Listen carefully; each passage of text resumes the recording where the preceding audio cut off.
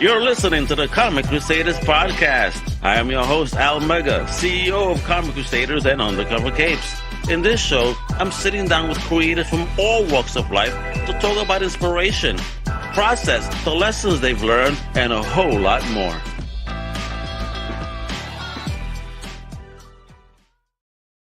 Well, power man, this is your boy Al Mega. Welcome to a brand new Comic Crusaders podcast. You know what it is? Woo! We're talking comics today, baby. We're talking some fire comics. This man is an amazing comic book creator, writer, editor. I mean, the last time that the comic crew was heard from him, he was talking about some shirtless bear fighters and whatnot. But now he's bringing us something crazy, a live campaign right now. I mean, you thought shirtless bear fighter was crazy. Wait till you read The Dead and the Damned. Yeah, it sounds serious, right? We're going to learn all about this dope fire project from the man himself, the one and only, the legendary future star himself, the one, the only, Sebastian Girner. Wepa, how you doing, homie? I'm good. That was quite the intro. I don't know if I can live up to that. I'm going to try. Hey, you're a big boss, brother. You've been killing the game since you've been in the game, so a salute to you. Thank you. I mean, I was looking through the website, and the last time Johnny Hughes did a written interview with you and your partner for Shoulders Barefoot. That's right. And it's been 7 years. Oh my God. That's a long time. It is. I mean, but you're already, at least from that point, that's already 7 years in the game. You know what I mean? And you've been a rising superstar, you know, doing what you do. So, you know, it is what it is. So for those that don't know, all right, let's reel it back just a tad before we talk about The Dead and the Damned. Let folks know where you're originally from, and most importantly, what was the first thing in fandom overall that you ever fell in love with? Well, I was born in Germany, but I grew up in the States. So I'm a little bit of ping-ponging back between the two. I learned how to read with Calvin and Hobbes, which is still one of my favorite comics of all time. And then I remember my dad, who worked in Manhattan, would bring home, this was back, aging myself, when comics were still sold at newsstands. And if they weren't sold immediately, newsstand guys would just kind of throw them all together, and they would sell them like almost by the pound. So my dad would get me like a pound of comics once a month, and it would just be all this different stuff thrown in there. And I remember it was a Spider-Man issue that was just like issue 4 of a 4 miniseries, 1991. I looked it up a couple of years ago, and it's just like widely lauded as one of the worst runs of Spider-Man ever. But I loved it. I thought it was awesome.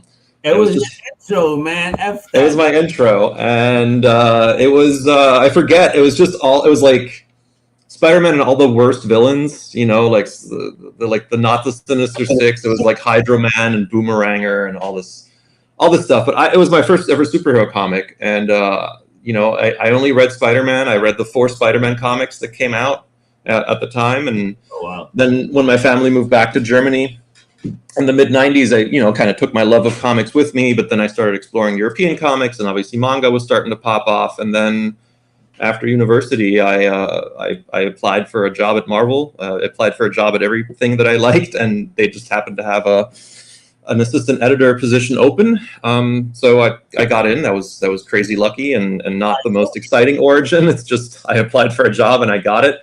But it was 3 weeks before the 2008 financial collapse, after which things started getting pretty hot in the scene, and there have been like that. But yeah, I mean, the last time we talked Shirtless Bear Fighter, that was the project that my partner, co-writer and co-Marvel editor and roommate at the time, we were really living it, Jody LaHoop.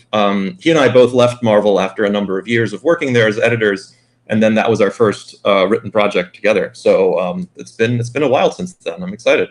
Yeah, man. And so talk about your journey, though. You know, as a geek, before we get into your professionalism, did you have a tribe, being that you were pouncing back and forth? Were you a lone wolf in your nerddom back then? I was pretty solitary in the comic book things, at least. Like in here, you know, elementary school, middle school, like everyone's kind of a nerd, like Ninja Turtles, and everyone has a lunchbox or something with a cartoon character on it. It's kind of when you get into like high school and you're hanging on to, you know, comics and fantasy novels and video games and stuff like that, that it was getting a little lonely. But I do remember for like 1 or 2 summers in Germany in high school, everyone was reading Dragon Ball. by Akira Toriyama. That kind of broke through, and all of a sudden, I've been reading comics all the time, trying to get people to read them, and then I was telling people, like, look, comics are amazing. Look at this comic.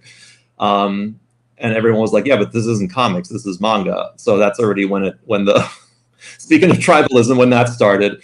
But obviously, if you're going to break through with a comic, Toriyama, rest in peace, is the one to do it with. So that was interesting for me to see that it just like took like a 5-degree turn, and just something is so exciting and so fun and so cool. And that's always kind of like the kind of comic I aspire to make. The Den of the Dam might not be that one. It's pretty niche. But seeing how like a wrecking ball a comic can kind of crush through people's preconceptions of what it is, and just everyone was reading like not just one volume, like all of them, like all 30 volumes. Everyone for that one summer was a huge nerd. Manga has something that most comics don't, and it is one creative team throughout it. Yeah, you know what I mean. That's a true story from beginning to end. It hardly will ever change. It's rarely. It's true. I mean, you have. It's not that common anymore, at least not in like American mainstream comics, to have that one creative team. But you have stuff, like Preacher was 690 issues, of Garth Ennis and Steve Dillon, and comparable like the Vertigo era. You had a couple of that. I think it's more like just especially Toriyama, like it's so inane, like in a good way. Like it's so, you pick it up, it's fun. It's the chapters, because it was obviously, originally created like in 20-page increments. It's always kind of very fast, very snappy. And then there's also just like the the kind of like exoticness of it, that it's a Japanese comic. And obviously now like everyone is a half an expert at Japanese pop culture, but back then it still had that kind of sheen. Yeah. And of all the first manga that kind of broke through, it was that one. It was Battle Angel Alita. It's always very interesting. It didn't happen in Germany until it happened in France, and things in France, they were always like very early adopters of other comic book cultures, obviously being such an important comic book center in European comics as well. And I grew up reading all of those, Asterix and Tintin. So I always kind of had like a little bit more of an international approach to comics. I always really liked comics from all over the place, which is, that's why I'm still, here like 17 years now since I started working at Marvel. So look at that. A veteran already, brother. So, yeah. So hanging in there. So talk about that journey, the break-in, and just, compare it to nowadays. I mean, from the time you got in compared to now, like, how different is the journey? I mean, I think there's more people. I think there's more opportunities in comics now, even than there was when I started. When I started, Marvel and DC were still... I mean, they still are and always will be the big two, but they were still both in New York. The Marvel Cinematic Universe hadn't even started yet. That only started to pop off about a year or two in. I was at Marvel when Disney bought them. And that, of course, kind of precipitated the development that you see now, where they're getting closer and closer and closer. And of course, like the movies are just... Comics were still like the nerdy thing. They didn't have that sheen of having created the last possibly ever giant cinema kind of what's the word I want to say? Franchise. Dynamic. Yeah, franchise. I mean, people still get hired at Marvel. I think the monthly comics, like I remember the numbers our books were circling are high comparative to what they are now. But that's been going on since the 90s, when books were circling, whatever they say, 1 million copies. But of course they weren't, actually selling that much. They were printing that much, distributing that much. And what you didn't have at all when I started out, and even when we started putting out Shirtless Bear Fighter, is just the indie scene. There was Marvel, there was DC, obviously there was Dark Horse, and of course there was Image. But Image didn't really start to kind of pop off again at the tail end of my time at Marvel, 2012, 2013, when a lot of who are now big stars, big name creators, had come from Marvel and were starting to do their own Image creator books. That's where you had The Wicked and the Divine. That's where you had Rick Remender doing his line of books, which I edited for a time after Marvel. Jason Aaron, Southern Bastards, Marjorie Liu, Sana Takeda with Monstrous. Like all of those books that have kind of ushered in an entire new generation of readers who are now, themselves getting into making comics. All of that energy kind of came from outside of the superhero, the regular way in, where I think now, when I was at Marvel, it was still seen as like, Marvel is where you want to end up. And now more and more, Marvel is actually where you start out as a creator.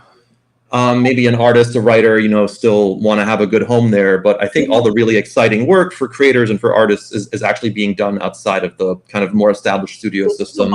Sebastian, the big two has become the minor leagues. Somebody do the big two. It's still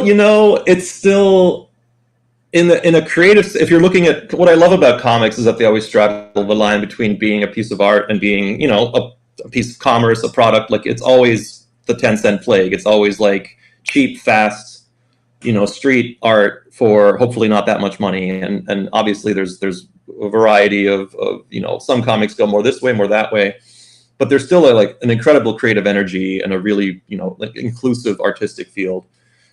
Obviously there's a lot of people who are like, if they can get into Marvel and they can work with their favorite character, they'll happily do that forever. And obviously the companies know that. But for me personally, I think it's really exciting, again, to be on Kickstarter with Goats Flying Press and The Dead and the Damned, because just to make the kind of books that aren't going to get made, because it's not 5 people in a room having to plan every single book and be like, well, this isn't going to sell because this didn't sell.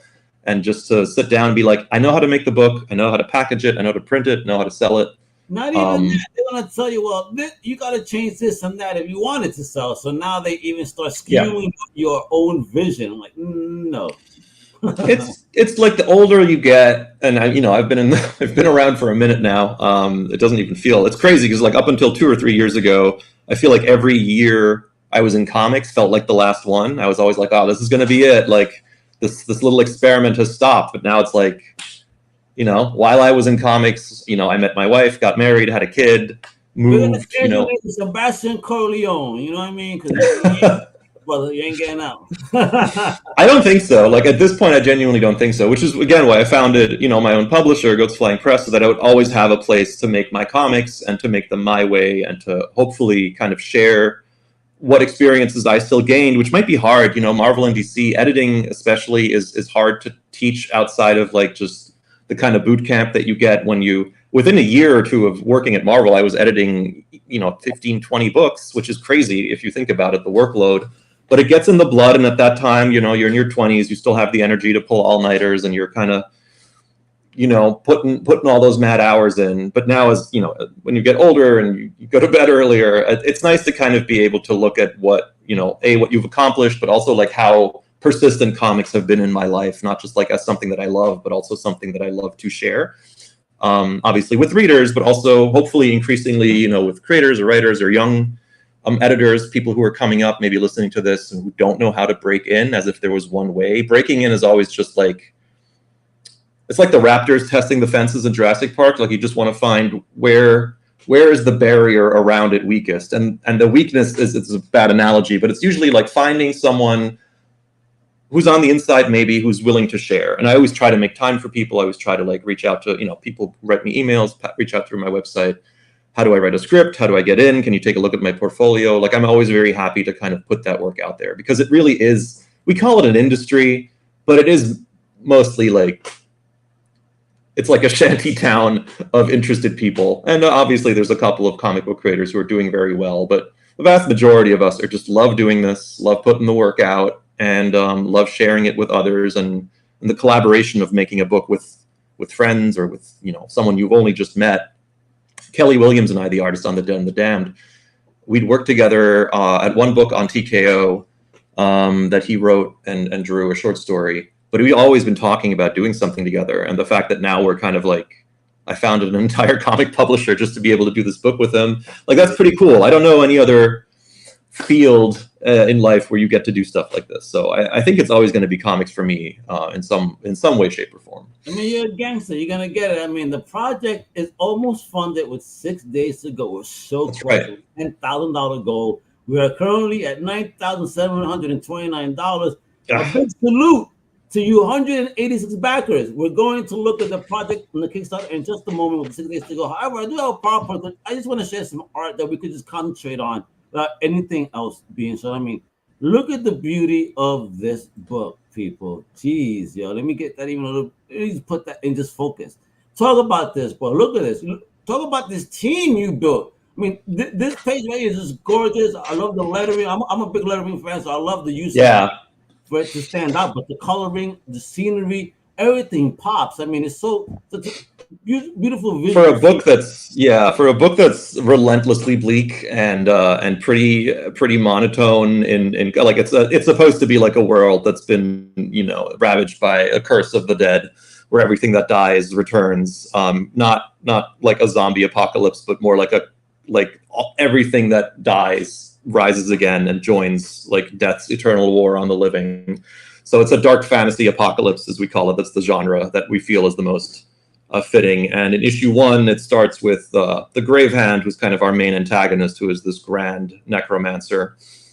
He gets put into a magical stasis. The armies of the living, there are still people living in the world, barely managed to fight him off in this kind of grand cataclysmic final battle at the end of the world. And his 4 champions, who we call the pallbearers, are these 4, a king and a warrior and a pirate and a religious icon, and they've all been dead for hundreds of years, and they're all kind of resurrected to carry the Grave Hand back to the end of the world. So it's this very odd, like, apocalyptic road movie, because what fascinated me about the story as we made it up is that the idea that the undead in fantasy are, you know, they're always kind of fodder. They're very much never really given a personality. They're just like a fun enemy that you can squash and you don't mind. And I really like the idea of these characters waking up after being dead, especially in fantasy, kings and queens and warriors. Like, it's so grandiose and so obtuse. Like, it's the idea that, like, this great warrior died, you know, after this massive battle, and he's really upset in this scene that no one remembers his name. So why did he even bother? And that's kind of the humor that I wanted to play with, is that all of these things that we live for and strive for, how does that change? You know, if you could poke your head back in 100 or 200 or 300 years down the line, how would you feel about your own life? Who the hell are you? Never heard of you, homie. That must be horrible. This is for real, then, motherfucker. This book's been in my head for a minute. I mean, it looks very, you know, it's a very fun dark fantasy.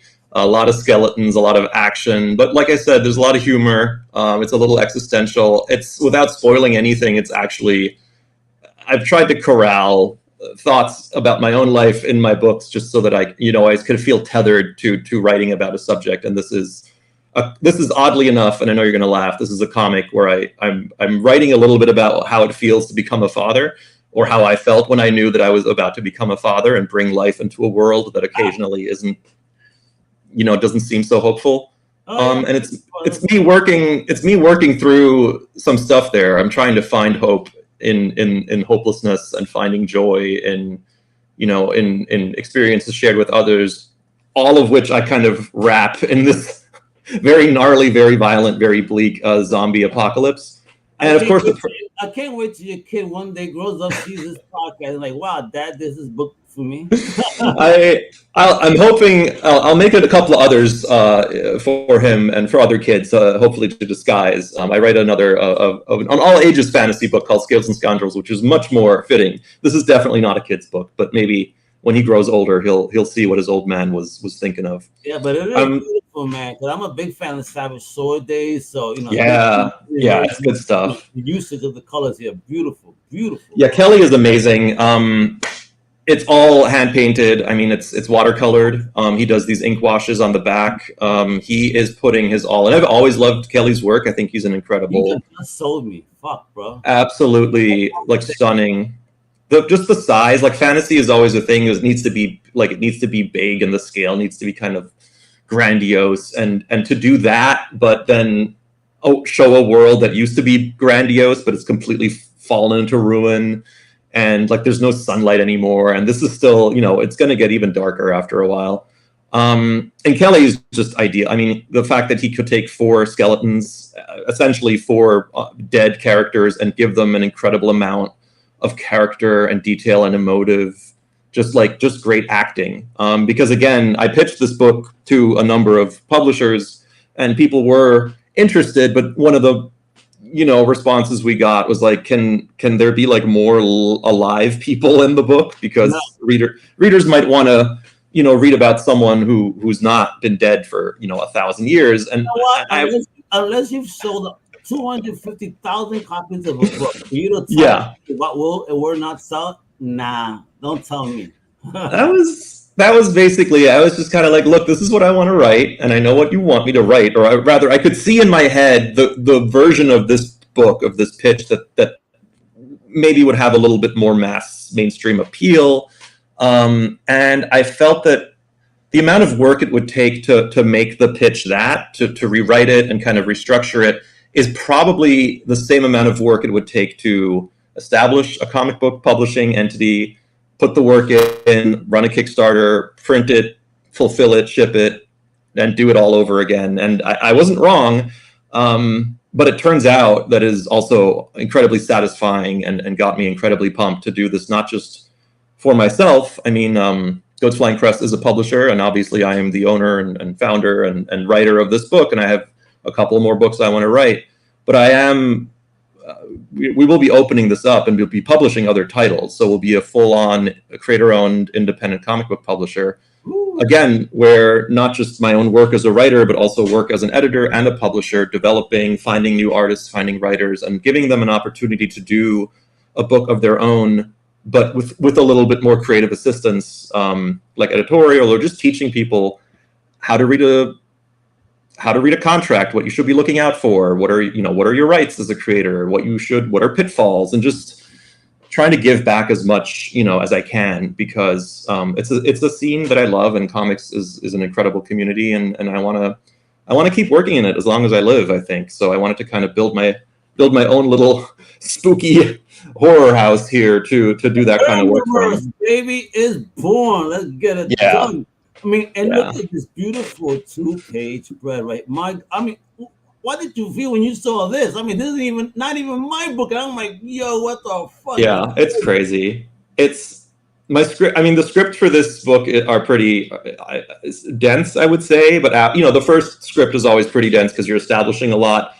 But sometimes Kelly does stuff where I just turn around and I'm like, I did not expect. Like he's also incredibly fast on top of everything, which is kind of nuts because this is detail going on for miles.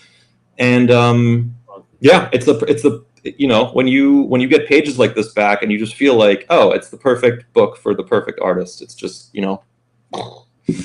and we're almost at the finish line, and I'm very excited.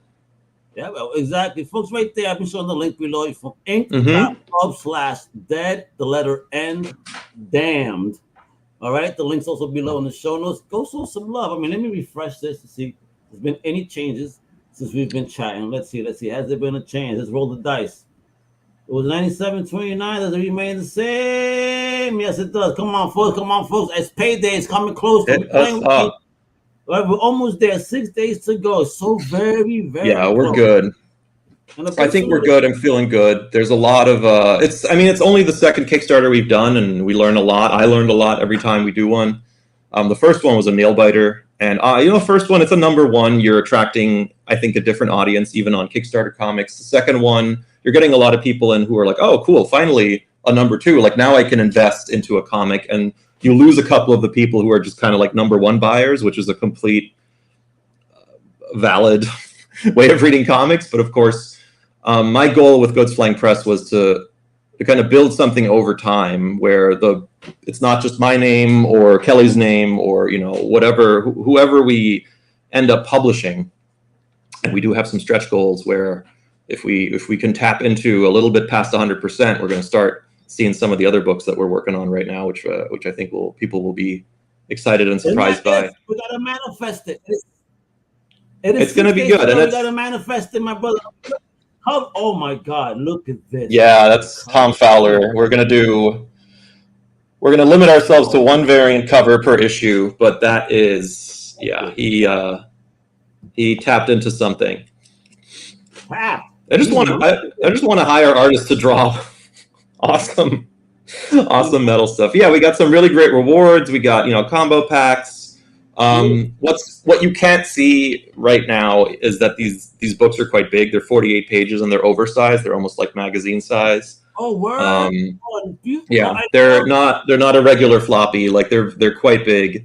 If you got that size, look at Time Comics with the new Savage Sword. They put it back to magazine size. You know what? And people are loving it. It's just I wanted to create something special, and in time we might maybe we'll print a smaller version of it. But right now we're trying to go big, bring something real special in. We had a number of great creators kind of give us a little pull quote there. I'm saying, here you go. I need a broom to start sweeping over here. You dropping all these names. You know, Barry Raw Williams, Mahmoud Azra, Vida Yara. Oh my God. They're good. What? It's good stuff. It's just really fun. It's look at the artistry; it's gorgeous, bro. Yeah, gorgeous. It's Kelly. Kelly is a beast, you know, and that's one of the fun things is that he's been around, and this is one of the things. If we hit 200 back, everyone who backs is already getting obviously our book, but Kelly's had his own horror anthology called The Dark that he writes and draws, and we're adding some free PDFs in of that. So we're giving away a good amount of work here. I do all the fulfilling. I do all of the shipping, the packaging. It's a very, very DIY, done-in-one system. Kelly can do, these are the commissions. There's some of the higher tiers we have. We don't go too overboard. There's nothing like, I think the highest one is 400. And then we've got some stretch goals, which, again, you're always kind of shooting the moon. I'm not looking at 20K anymore unless someone wants to come through with a giant bomb, but I'm feeling real good. I think 100% in any environment is great right now. I know we can do it, and we've got, you know, our next Kickstarter is kind of already in planning. We're not gonna launch anything before this one's all done. I want to really build this up to be a professional house where, you know, we're never going to be a monthly comic book publisher in that sense, but I really want it to be, even if it's just we get 500, 600, 700, call it 1,000 people who 2 or 3 times a year are happy to chip in 20, 25 bucks for a comic. I know we can punch our weight over our weight class in terms of the kind of books we can do, and we're definitely going to be putting out original material, the kind of which no one else is putting out, because that's kind of the exact reason I founded a publisher, is to do the kind of books that no one else is going to be doing. So I love it. And look, folks, you'll get started for as low as $4 with a PDF. $4. You know, get that edition where you can smell the ink. $20 right there, baby. You know, great edition. $20. We got a lot of combos, and we're still working on. You know, the pricing it's obviously a little bit higher. I think it's actually on par with what you see on Kickstarter. And like I said, these books are pretty thick. It's like it's a comic that has a spine. I really like that. We got a really nice deal for retailers. Any retailers listening, like, we'd love. Porn, bro. Sebastian, you're giving this, when it has a spine, it is shelf porn. If you can read the name on the spine, it is sexy. How fucking yeah, bro. That's right. And retailers, listen up. You LCS and support indie. They got these packages right here. $40. Come on now. And we're building this up to be, again, like if we haven't convinced you yet, look, you know, check back in a couple of months, or maybe later in the week or next week. We're going to be now hopefully announcing a couple of things, and I'm building this up. You know, like, this is going to be something that happens regularly, and if it's not this book, it might be the next one and then the one after that, and we're going to make this. I really wanted to give myself some space to grow this slow and steady, and to always make sure that it's about the comic. If someone listening wants to make a movie out of this, give me a call. But it really has to be about the comics and about nothing else. You're manifesting the next step in the world of the dead and the damned, baby. And let me tell you, thank you for wearing a mask. That way you don't scare our people today. All of you there is wonderful. But thank you. You guys have a wonderful diet, apparently. Thank you. Yeah, we're all pretty healthy. But yeah, all the design is all the branding and everything for Goats is also by Jeff Powell, who's our designer. He's the letterer of The Dead and the Damned. He's a great. We all also go back to Marvel, so it's always just fun to be putting work out with friends and just making the kind of books that, you know, hopefully will turn some heads. I mean, I think if I saw this jumping across the shelf for me in a comic book store, I would definitely be picking this up. Me too, because, you know, it pops off. Those covers, and once I would have looked at the interior, it's like, okay, pro list time, let's go, and it's coming, Sebastian, and you're murdering it. So, folks, this is how you stay up to date. First, we want to stay up to date on this and every project that is coming down the line. I need you guys to check out goatsflyingpress.com. It's in the links below. And of course, most importantly, this is what you guys got to do. It is a pay week. Don't be lying to me, folks. We got 6 days to go. Mm-hmm. It says right there. We're so close. Support independent. You saw how beautiful this book is. Come on, man. Let's put this in the hands of people and give that book a good home. Support the project at ink.pub/dead, the letter N, and damned right there. All right. Show that love today. And listen, if you are an independent creator out there that, thinking of putting out a project, you have questions, you have concerns, you need some help, maybe check out Ink Studios website, man. It's ink.marketing. There are email solutions that you could get some email at solutions@ink.marketing. And what they'll do is send you a solutions guide filled with their services, examples of campaigns, animations, and testimonials. Let me tell you, they have a very high success rate. So, this is the best team for you guys to get involved with if you're a series creator out there with a Kickstarter project. And again, you just want to create and not handle the administrative stuff. These folks are up your alley. All right. So check them out. A big shout out to Kevin G for helping to put this together today. Talking with my man Sebastian G to talk about the dead and the damned. Now, Sebastian, man, I know the project is still currently live. We got 6 days to go, but do you have any make appearances at cons anywhere to show off maybe this project and any others that you've done? Yeah, absolutely. I'm definitely, I say, I'm in Brooklyn. So we're hoping to be at New York Comic Con. We only launched Goats Flying Press last year in September, and in October we ran our first Kickstarter for the Dead and the Damned 1. So this year, October, fingers crossed, we're going to be back at New York Comic Con. It'll be our 1 year anniversary. We will have the Dead and the Damned 1 and 2 on sale. We'll have some t-shirts. We'll have some cool merch, and we'll hopefully, pretty sure, are going to have a preview of our 2025 lineup of books, which I don't think anyone's expecting us to kind of kick the door down the way we are planning to. And again, if people are listening and they like the sound of that, our next couple of books, they're not all written by me. One of them is, but we're really branching out. Like, I'm really looking to, now that I've gotten into the habit of understanding Kickstarter enough, I think, and I've got my my skill sets in editing and writing, publishing, designing.